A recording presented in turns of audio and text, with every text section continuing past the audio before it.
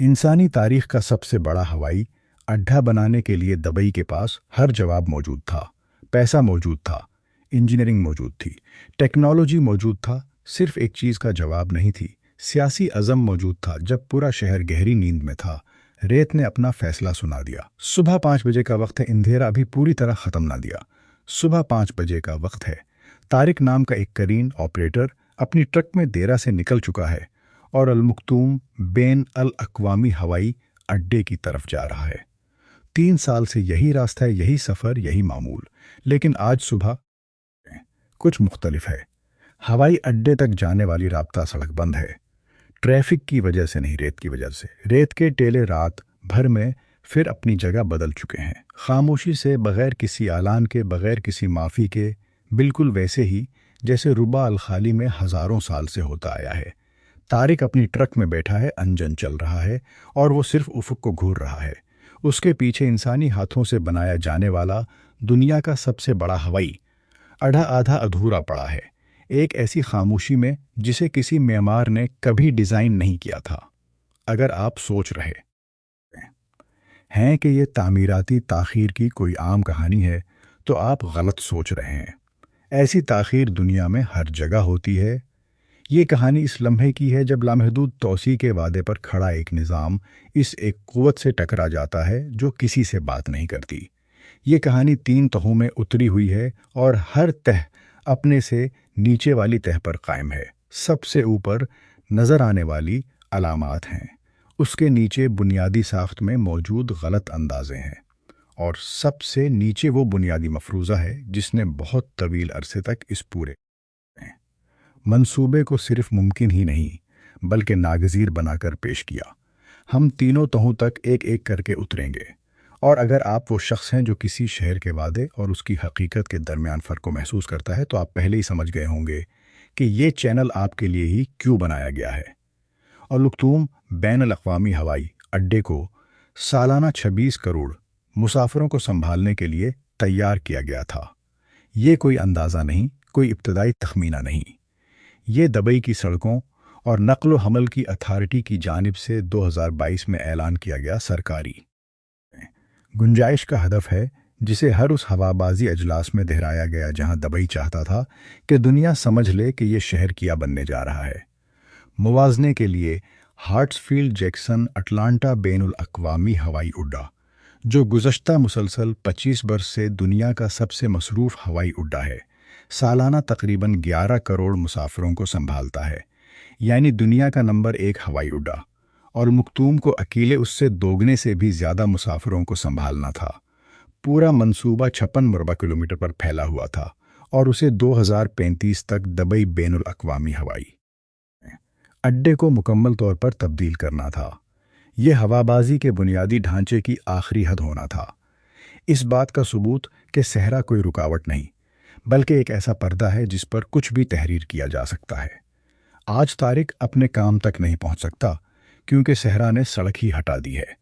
अल मखतूम ban अल अक़वामी हवाई अड्डा, जिसे अंदरूनी तौर पर दुबई वर्ल्ड सेंट्रल के नाम से जाना जाता है, की बुनियाद 2004 में रखी गई। पहला मरहला 2010 में खोला गया और वो सिर्फ माल बर्दारी के लिए था। कम लागत वाली फ़ज़ाई कंपनियों के लिए मुसाफिर खिदमात 2013 में शुरू हुई। फिर 2015 में दुबई ने 500 अरब दरहम के तौसी मंसूबे का ऐलान कर दिया, जो तकरीबन 136 अरब डॉलर बनते हैं, और जिसे मराहिल में 2030 की दहाई के आगाज़ तक मुकम्मल होना था। इमारात फ़ज़ाई कंपनी, जो उस पूरी हवाबाजी हिकमत अमली की नुमायाँ अलामत और मरकज़ परवाज़ दुबई बैनुल अक़वामी हवाई अड्डे से अल मखतूम मुंतकिल करने वाली थी, और वो भी 2033 तक। लेकिन ये मुंतकिली आज तक नहीं हुई। इमारात फ़ज़ाई कंपनी आज भी सिर्फ दुबई बैन अल अक़वामी हवाई अड्डे से परवाज़ें चलाती है। अल मखतूम ने 2023 में तकरीबन 1 करोड़ 20 लाख मुसाफिरों को संभाला। ये तादाद सुनने में बड़ी लगती है, जब तक आपको ये न बताया जाए कि हवाई अड्डे की ऐलान करदा गुंजाइश के 5% से भी कम है। मुस्तक़बिल के लिए बनाए गए टर्मिनल आज भी ज़्यादातर खाली खड़े हैं। मुसाफिर पल इन दरवाज़ों से जुड़े हुए हैं जहां दिन में सिर्फ 2 या 3 परवाज़ें उतरती हैं। کسی عام بین الاقوامی ہوائی اڈے پر مصروف اوقات کا مطلب ہوتا ہے قابو میں رکھا گیا ہنگامہ، لیکن المکتوم کے روانگی میں آپ کو اس کے برعکس کچھ اور ملتا ہے، ایک لمبی خاموشی۔ یہ ہوائی اڈا ٹوٹا ہوا نہیں ہے، یہ صرف اپنے وقت سے کئی دہائیاں آگے کھڑا ہے، ایسے شہر میں جس نے دنیا کو یہ یقین دلایا تھا کہ دہائیوں کو برسوں میں سمیٹا جا سکتا ہے۔ اب ایک سوال، اور اسے ہلکے انداز میں مت لیجیے، کیا آپ اپنی پوری بچت اس شہر میں لگائیں گے جہاں بنیادی اہمیت رکھنے والا منصوبہ اپنی اعلان کردہ گنجائش کے صرف 5% پر چل رہا ہو، اور ہر سرکاری جواب یہ ہو کہ وقت کا منصوبہ بالکل درست ہے؟ اب پہلی تہ وہ تہ ہے جو کسی تشہیری مواد میں کہیں نہیں ملتی: قدرتی ماحول۔ یہ سمجھنا ضروری ہے کہ دبئی ایسی جگہ پر نہیں بنا جہاں آپ ہوائی اڈا رکھ کر اسے بھول جائیں۔ یہ جزیرہ نمائے عرب کا وہ حصہ ہے جو دنیا کے ارضیاتی طور پر سب سے سخت ماحول رکھنے والے علاقوں میں شمار ہوتا ہے۔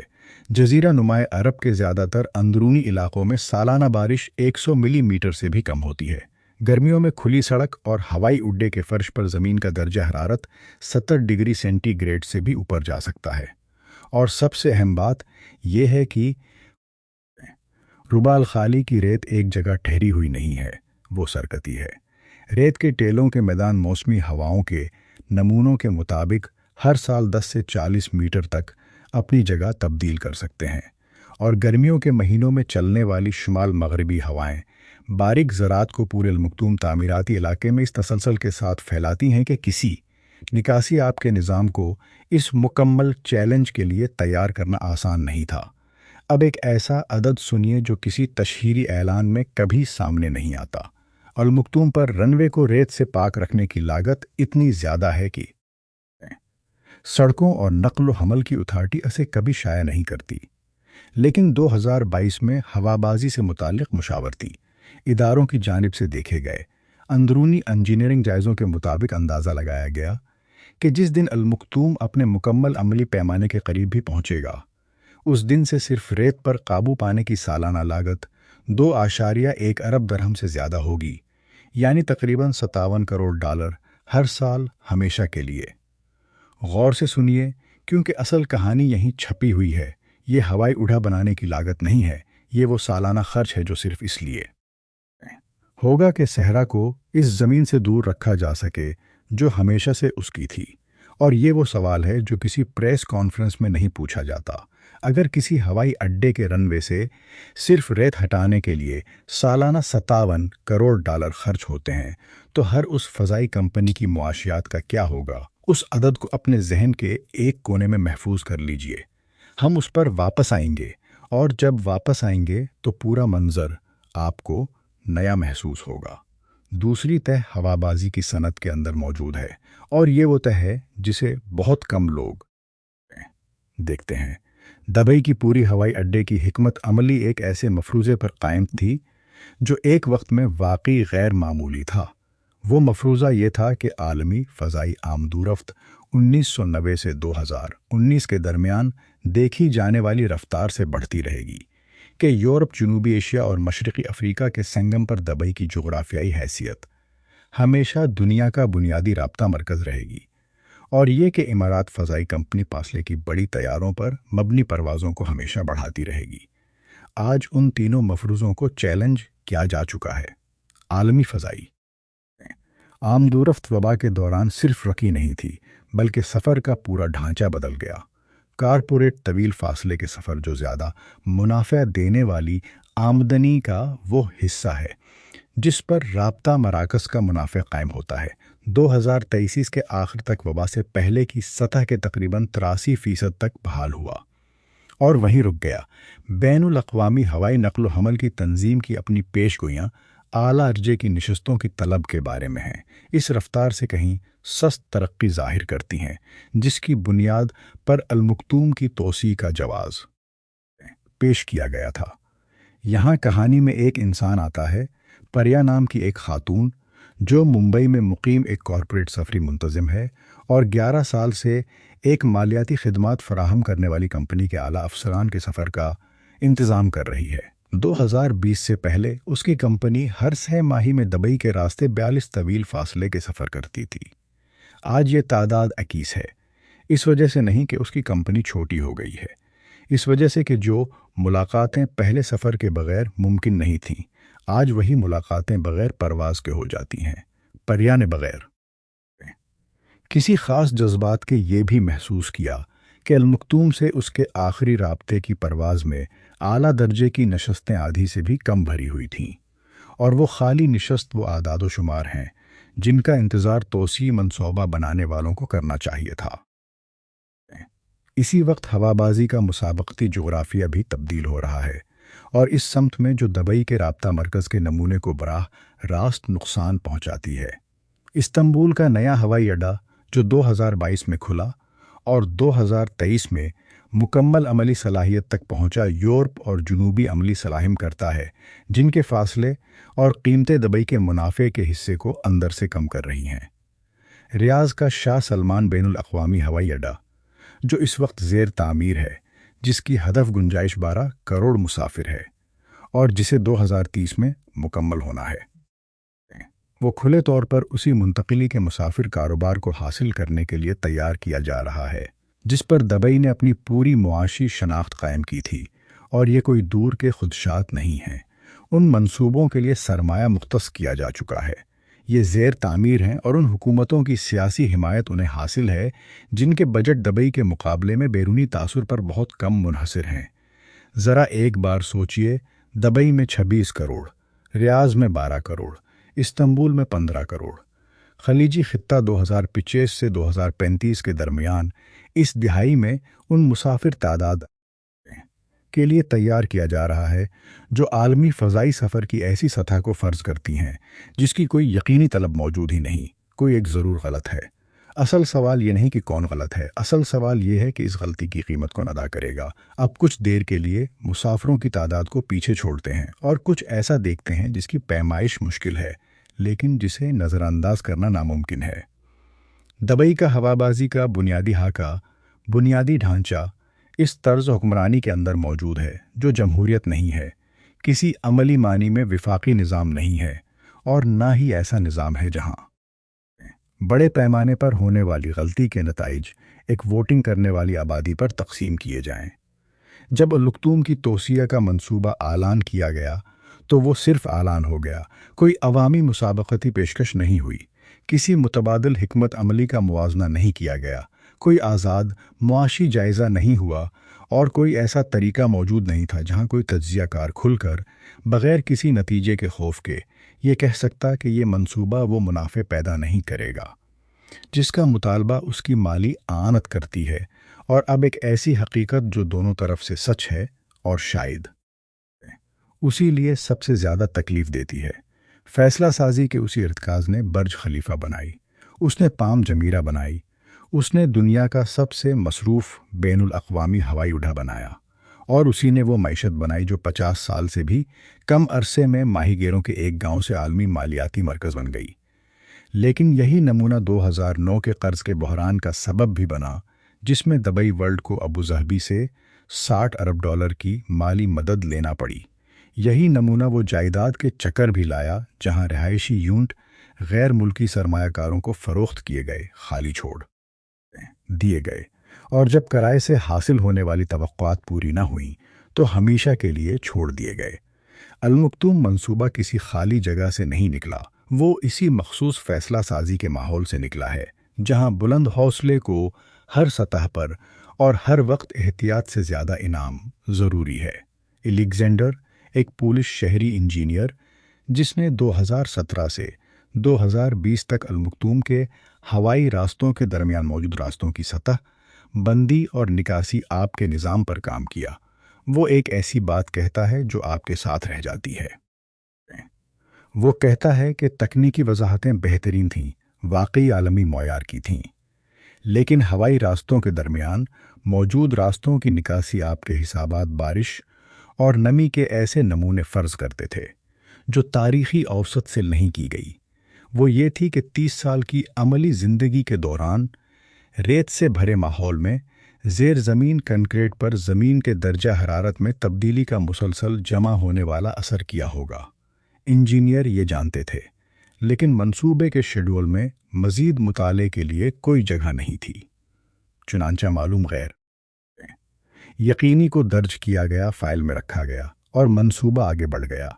اور یہاں غور کیجئے، یہ کوئی اسکینڈل نہیں ہے۔ دنیا بھر میں اس پیمانے کے بنیادی ڈھانچے عموماً اسی طرح بنائے جاتے ہیں۔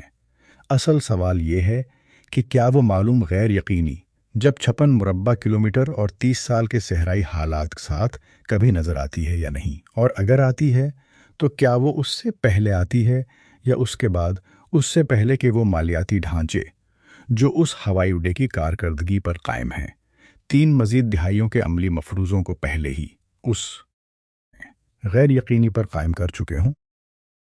اب تیسری تہ وہ تہ ہے جس پر شہر خود سے براہ راست بات نہیں کر سکتا، کیونکہ یہ اس بنیادی مفروضے کو چھیڑتی ہے جس پر باقی سب کچھ قائم ہے۔ دبئی کا پورا معاشی نمونہ ایسے خطے میں مستقل مزاجی کی شرط پر قائم ہے جہاں کی سیاسی جغرافیہ مستقل نہیں ہے۔ متحدہ عرب امارات کی پوری تلقی دولت ابوظہبی کے کنٹرول میں ہے۔ دبئی کا نمونہ رست و نقل و حمل، سیاحت، مالیات اور ہوابازی کے رابطے بس انہی 4 ستونوں پر قائم ہے، اور ان چاروں ستونوں کی ایک ہی شرط ہے: دنیا ہمیشہ دبئی کے راستے سفر کرنا چاہے، اپنی دولت دبئی میں رکھنا چاہے اور یہ یقین رکھے کہ دبئی کا ضابطہ جاتی ماحول ہمیشہ مستحکم اور سازگار رہے گا۔ 20 سال تک دنیا نے کافی حد تک قبول کر لی۔ 2020 کے درمیان دبئی کی لاکھ ہو گئی۔ اہم علاقوں میں جائیداد کی قیمتیں اتنی تیزی سے بڑھیں کہ لندن اور نیویارک بھی سست محسوس ہونے لگے۔ ہوابازی کے اعداد و شمار حقیقی تھے، ترقی حقیقی تھی، لیکن اب یہ بات پہلے سے زیادہ واضح ہے۔ مستقل مزاجی وہ کہانی ہے جو کوئی شہر اپنے بارے میں سناتا ہے، یہ کوئی ارضیاتی حقیقت نہیں ہوتی۔ اور یہاں سے آگے کی بات اس پوری کہانی میں سب سے زیادہ تکلیف دہ ہے۔ جزیرہ نمائے عرب کے موسمیاتی نمونے جو 2050 تک کا منظر دکھاتے ہیں، بتاتے ہیں کہ اوسط درجہ حرارت بنیادی سطح کے مقابلے میں 2.5 سے 4 ڈگری سینٹی گریڈ تک بڑھ سکتا ہے۔ نمی اور گرمی کے مشترکہ درجہ حرارت کی وہ حالت جو باہر کی سرگرمی کو جسم کے لیے جسمانی طور پر خطرناک بنا دیتی ہے، 2030 کی دہائی سے دبئی میں بڑھتی ہوئی تعدد کے ساتھ آنے کی پیشگوئی کی گئی ہے۔ المکتوم ہوائی اڈا اس علاقے میں ہے جہاں 3 ڈگری درجہ حرارت میں اضافے کے منظرنامے کے تحت گرمیوں کے مہینوں میں زمینی عملے کے لیے یا تو بھاری مشینی مدد ضروری ہوگی یا کام بم مشینی محدود کرنا پڑے گا کہ پروازوں کے درمیان طیاروں کی تیاری کے اوقات پر اس کا براہ راست اثر پڑے گا۔ اور یہ کوئی غیبی علم کی بات نہیں ہے، یہ بین الحکومتی موسمیاتی تبدیلی پینل کے علاقائی موسمیاتی اثرات پر کام کرنے والے گروپ کی پیش گوئی ہے، جسے المکتوم کے مقام کے جغرافیائی نکات پر لاگو کیا گیا ہے۔ ایک ہوائی اڈا ایک مشین ہے، اور مشینوں کے کام کرنے کی مخصوص حدود ہوتی ہیں۔ المکتوم کی عملی حدود کا حساب ایسے موسم کے مطابق کیا گیا تھا جو شاید اس وقت موجود ہی نہ ہو جب یہ ہوائی اڈا اپنی مکمل گنجائش پر پہنچنے والا ہو۔ اس کرین آپریٹر کی طرف جس سے ہم نے یہ کہانی شروع کی تھی، وہ ابھی بھی اپنی ٹرک میں بیٹھا ہے۔ اس ٹیلے پر سورج طلوع ہو رہا ہے جس نے رات بھر میں رابطہ سڑک کو بند کر دیا تھا۔ وہ اپنا فون نکالتا ہے اور آنے والے ہفتے کا درجہ حرارت دیکھتا ہے۔ 5 دن سب 47 ڈگری سے اوپر۔ وہ فون واپس رکھ دیتا ہے، یہ وہ پہلے بھی دیکھ چکا ہے۔ وہ انتظار کرے گا، لیکن طارق جس چیز کا انتظار کر رہا ہے وہ صرف صاف ہونے والی سڑک نہیں ہے۔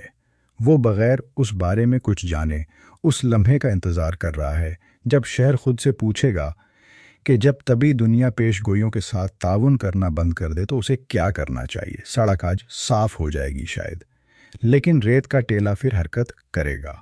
یہ ہوائی اڈے سے پہلے بھی حرکت کر رہا تھا، یہ ہوائی اڈے کے بعد بھی حرکت کرے گا۔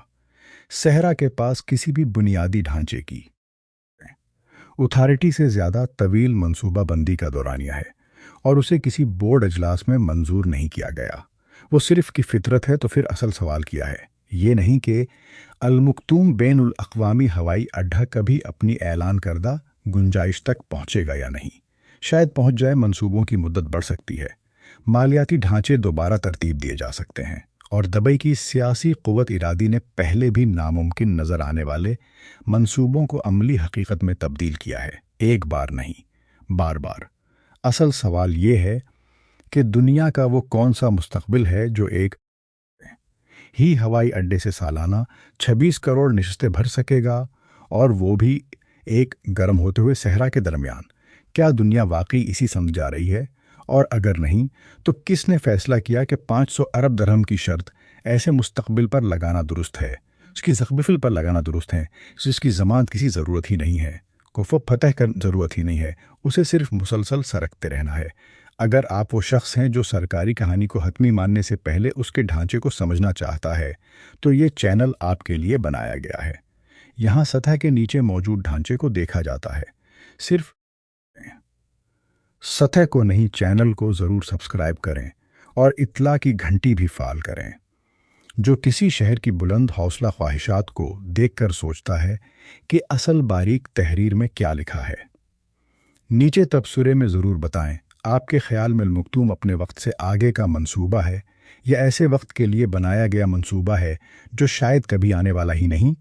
یہ فرق زیادہ تر لوگوں کے خیال سے کہیں زیادہ اہم ہے، اور اس سوال کا جواب اگلے 30 سال کی عالمی ہوابازی کے بارے میں بہت کچھ طے کرے گا۔ آخری بات، یہ مکمل مواد حکمت عملی سے متعلق تجزیاتی رپورٹس، تخمینی اعداد و شمار اور معاشی و جغرافیائی سیاسی پس منظر سے متعلق فرضی منظرناموں پر مبنی ہے۔ یہ معلومات صف حوالہ آزاد تجزیے اور دستاویزی کہانی بیان کرنے کے مقاصد کے لیے پیش کی گئی ہیں۔ یہ کسی بھی قسم کی مالی، قانونی یا سرمایہ کاری سے متعلق مشاورت نہیں ہے۔ استعمال کی گئی تصاویر اور دیگر مواد صف پیش کیے گئے دلائل کو واضح کرنے کے لیے استعمال کیے گئے ہیں۔